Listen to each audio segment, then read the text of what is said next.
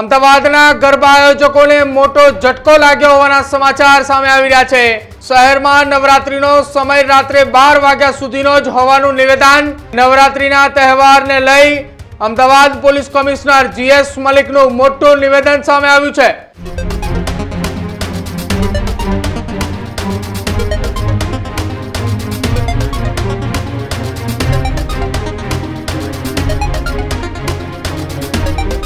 नमस्कार, आप જોઈ રહ્યા છો ન્યૂઝ રૂમ ને આપની સાથે હું છું પ્રદીપ। સમાચારોની શરૂઆતમાં મહત્વપૂર્ણ સમાચાર। અમદાવાદ શહેરની અંદર નવરાત્રીને લઈ અમદાવાદ પોલીસ કમિશનરનું મોટું નિવેદન। અમદાવાદમાં નવરાત્રીના આયોજકોને લઈને આ સૌથી મોટા સમાચાર સામે આવી રહ્યા છે। અમદાવાદ શહેરની અંદર શહેરમાં નવરાત્રીનો સમય રાત્રે 12 વાગ્યા સુધીનો જ હોવાનું નિવેદન અમદાવાદ પોલીસ કમિશનર જીએસ મલિકનું સામે આવ્યું છે। અમદાવાદના ગરબા આયોજકોને મોટો ઝટકો લાગ્યો હોવાના સમાચાર સામે આવી રહ્યા છે। નવરાત્રીના તહેવારને લઈ અમદાવાદ પોલીસ કમિશનર જીએસ મલિકનું મોટું નિવેદન સામે આવ્યું છે। નવરાત્રીનો સમય રાત્રે 12 વાગ્યા સુધીનો જ હોવાનું નિવેદન અમદાવાદ પોલીસ કમિશનર જીએસ મલિકનું સામે આવ્યું છે। જીએસ મલિકે નિવેદન આપતાની સાથે જ તેમણે એમ પણ કહ્યું છે કે સરકારનું નોટિફિકેશનમાં કોઈ સુધારો નથી કરાયો। નવરાત્રીને લઈને અમદાવાદ શહેરની અંદર પેટ્રોલિંગ પણ વધારવામાં આવશે। આ સાથે જ તેમણે નિવેદન આપતા એમ પણ કહ્યું છે કે 12 વાગ્યા બાદ શહેરમાં કોઈ ગરબા નહીં રમી શકે। આ સવાલો એટલા માટે ઊભા થઈ રહ્યા છે કે અમદાવાદ શહેર પોલીસ કમિશનર જીએસ મલિકનું આ નિવેદન અમદાવાદની અંદર યોજાયેલી ક્રાઇમ કોન્ફરન્સ દરમિયાન તેમણે નિવેદન આપ્યું છે। અમદાવાદ પોલીસ કમિશનરના નિવેદન બાદ આયોજકોની અંદર ફફડાટ છે, કેમ કે અમદાવાદ શહેરની અંદર 20 કરતા પણ વધુ જગ્યા ઉપર રાત્રે સૂર્યાસ્તથી સવારે સૂર્યોદય સુધી ગરબાનું આયોજન થતું હોય છે। દર વખતે આ જ પ્રકારના નિવેદનો સામે આવે છે, પરંતુ તેમ છતાંય નવરાત્રીનું આયોજન વહેલી સવાર સુધી થતું હોય છે। શું એ નવરાત્રીના આયોજનની અંદર કાયદાનો ભંગ થાય છે? અમદાવાદ શહેર પોલીસ કમિશનર જીએસ મલિકે જે નિવેદન આપ્યું છે એ નિવેદનની અંદર તેમણે એમ કહ્યું છે કે સરકારના કોઈ નોટિફિકેશનની અંદર સુધારો નથી। નવરાત્રીનું આયોજન શહેરમાં રાત્રિના 12 વાગ્યા સુધીના છે, ત્યારબાદ કોઈ નવરાત્રીનું આયોજન નહીં કરી શકે। સાંભળો ક્રાઇમ કોન્ફરન્સ દરમિયાન નવરાત્રીના આયોજન અને નવરાત્રીમાં સુરક્ષાને લઈને અમદાવાદ શહેર પોલીસ કમિશનર જીએસ મલિકે આપેલા નિવેદનને પણ। गरबा का टाइमिंग तो जो नियमित होता है 12 बजे तक सरकार नोटिफाई करती है, उसके हिसाब से।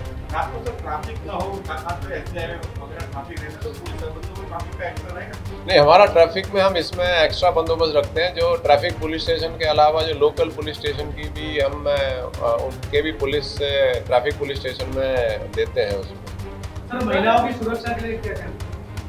नहीं, महिलाओं की सुरक्षा के लिए जैसे मैंने बताया कि हमारी पुलिस पेट्रोलिंग रहेगी, रात में शी टीम्स एक्टिव रहेंगी। शी टीम्स को हम गरबे की ड्रेस में भी थोड़ा सा भेजेंगे कि कहीं कोई छेड़ती वगैरह का बनाव तो कोई ऐसा नहीं, कोई स्पॉट आया है, कोई इन्फॉर्मेशन आएगी 112 के थ्रू हमारे पास आएगी तो हम कार्रवाई उस पर भी करेंगे।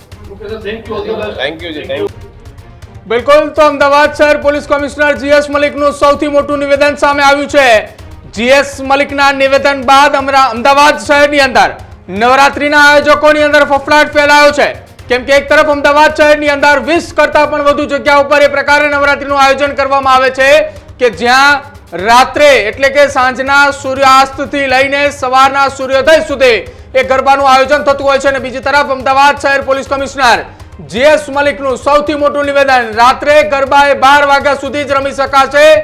12 વાગ્યા બાદ એટલે કે સરકારના નોટિફિકેશનમાં કોઈ પણ પ્રકારનો એ ફેરફાર કે સુધારો ન કરાયો હોવાનું નિવેદન એ જીએસ મલિકનું સામે આવ્યું છે। મારી સાથે વાતચીત કરવા માટે મારા સહયોગી કિશન કાંટેલિયા જોડાયા છે। કિશન, અમદાવાદ શહેર પોલીસ કમિશનરનું મોટું નિવેદન, ગરબા અમદાવાદમાં રાત્રે 12 વાગ્યા સુધી જ રમી શકાશે। પ્રદીપ, માતાજીના 9 દિવસના નવલા નોરતાએ હવે ગણતરીના દિવસોમાં આવી ગયા છે।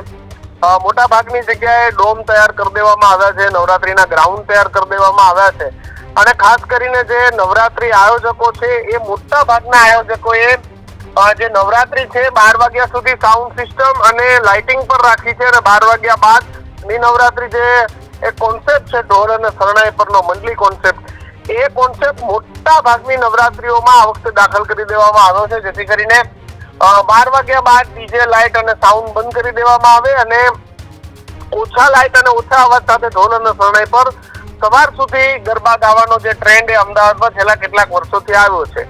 પરંતુ આ તમામની વચ્ચે અમદાવાદ પોલીસ કમિશનરે કીધું છે કે આ વખતે જે નવરાત્રી છે તેને પરમિશન જે નોટિફિકેશન છે એ 12 વાગ્યા સુધીનું છે ને. નોટિફિકેશન એ વર્ષોથી આ જ નોટિફિકેશન છે, આમાં કોઈ સુધારો એ નથી કરવામાં આવ્યો. નવરાત્રીને લઈને 12 વાગ્યા બાદ અમદાવાદ શહેરની અંદર જે ગરબા છે એ ગરબા નહીં રમાય.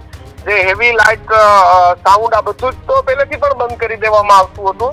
પરંતુ ગયા વર્ષે ગૃહ રાજ્યમંત્રી એ સૂચના આપી હતી ખાસ કરીને કે ભાઈ હવે જ્યાં સુધી મોડી રાત સુધી ગરબા રમી શકાશે, એટલે જે ગરબા આયોજકો છે તેમને સારો એવો નફો પણ થયો હતો, કારણ કે મોટા ભાગે લોકોએ ટ્રાફિક બધી સમસ્યાઓનો સામનો કરતા 11:30-12 ગરબામાં પહોંચતા હોય છે અને પછી રાતના 2-3 વાગ્યા સુધી ગરબા રમતા હોય છે.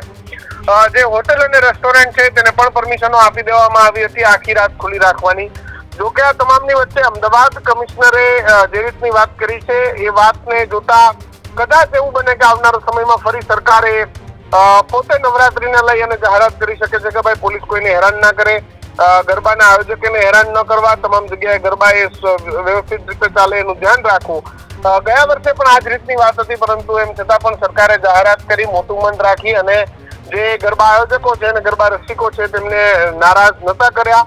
ત્યારે આ વખતે અમદાવાદ સીપીના નિવેદનથી ગરબા આયોજકો અને ગરબા ખેલૈયાઓમાં થોડી એ ચિંતાનું મોજું ફરી વળ્યું છે. પરંતુ ગત વર્ષે જે રીતે હર્ષ સંઘવીએ જાહેરાત કરી અને તમામ લોકોને રાજી કરી દીધા હતા, ત્યારે આ વખતે પણ રાજ્ય સરકારે આવનારા સમયમાં કદાચ જાહેરાત કરી અને ફરી ગયા વર્ષની જેમ આ વખતે પણ માતાજીના જે નવલા નોરતા છે તેમાં લોકોએ મન ભરીને આનંદ માણી શકે તે માટેની વ્યવસ્થા કરે તો નવાઈ નહીં. પ્રદીપ.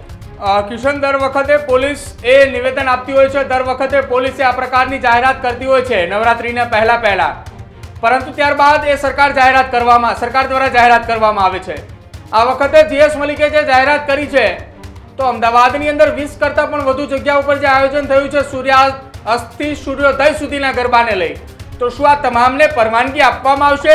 અને જો પરવાનગી 12 વાગ્યા સુધી આપવામાં આવે તો 12 વાગ્યા બાદ કોઈ અનિચ્છનીય ઘટના બને તેનું જવાબદાર કોણ? કેમ કે ગત વર્ષે અમદાવાદની અંદર નવરાત્રી દરમિયાન ફાયરિંગની પણ ઘટના સામે આવી હતી. પ્રદીપ, આપણે ત્યાં જે 12 વાગ્યા પછીનો જે નોટિફિકેશન છે, જે નિયમ છે, એ નિયમોની અંદર સ્પષ્ટ ઉલ્લેખ એવો છે કે તમે 12 વાગ્યા બાદ મોટા અવાજે તમે સાઉન્ડ ન વગાડી શકો. 12 વાગ્યા બાદ તમે જાહેર જગ્યાએ સાઉન્ડ કે હેવી લાઇટ ન રાખી શકો. આ નોટિફિકેશન આવું છે અને એ જ નોટિફિકેશનના આધારે જે તમે સૂર્યોદયથી સૂર્યાસ્ત સુધીના જે ગરબાઓ કહો છો એ લોકો 12 વાગ્યા બાદ આમ પણ 12:30 ની આજુબાજુ સાઉન્ડ બંધ કરી દેતા હતા અને પહેલેથી આ સાઉન્ડ બંધ થઈ જતા હતા. એટલે કે નોટિફિકેશનનો જે અમલ છે, અમલ એવું નથી કે નથી થતો, એનો અમલ ક્યાંક ને ક્યાંક આયોજકો કરતા હતા. પણ જે રીતે ગૃહ રાજ્યમંત્રીએ ગત વર્ષે જે રીતે છૂટ આપી હતી તો એમાં કદાચ 12:01 વાગ્યા સુધી સાઉન્ડ ચાલુ રહેતા હતા, 1-1.5 વાગ્યા સુધી, ઘણી બધી જગ્યાએ મોડી રાત સુધી પણ ચાલુ રહેતા હતા. પણ ખાસ કરીને જે સૂર્યોદયથી સૂર્યાસ્તની તમે વાત કરો છો તો આવા ગરબાઓ એ બને ત્યાં સુધી અમદાવાદ પોલીસ કમિશનર રેટ હદથી દૂર પણ રાખવામાં આવે છે. આપ જોજો, એ ગાંધીનગર ની હદમાં ખાસ કરીને આ ગરબા આયોજકો એ ગ્રામ્યની હદમાં કરતા હોય છે. પણ ખેર જો છૂટ નથી તો 12 વાગ્યા પછી બધું જ બંધ થવું જોઈએ એવી વાત તો સરકારની હોઈ પણ ના શકે. નવરાત્રીનો સમય છે, પણ ખેર અમદાવાદ સિટીનું નિવેદન છે, કેટલું કડકાઈથી અમલવારી થાય છે એ તો સમય સાથે જ બતાવશે. પણ સરકાર કદાચ આ મામલે નવરાત્રીને લઈ અને સારો રસ્તો કાઢે, કારણ કે ગત વર્ષે પણ આ જ પ્રકારે સરકારે સારો અભિગમ રાખી અને તમામ લોકોને સૂર્યોદયથી સૂર્યાસ્ત સુધીની છૂટ આપી હતી. ત્યારે આ વખતે પણ કદાચ સરકાર એ આ મામલે વિચારણા કરશે. પ્રદીપ. બિલકુલ કિશન, આભાર જોડાવા બદલ. તો અત્યારે આ સૌથી મોટા સમાચાર અમદાવાદ શહેર પોલીસ કમિશનર જીએસ મલિકના નિવેદનને લઈને સામે આવી રહ્યા છે. અમદાવાદ શહેર પોલીસ કમિશનર જીએસ મલિકનું સૌથી મોટું નિવેદન. અમદાવાદ શહેરની અંદર નવરાત્રીમાં એ રાત્રે 12 વાગ્યા સુધીનો એ સરકાર દ્વારા એ નોટિફિકેશન બહાર પાડવામાં આવ્યું છે, એ અંતર્ગત જ એ સમયગાળો રહેશે. કોઈ સમયમાં સુધારો નથી કરવામાં આવ્યો.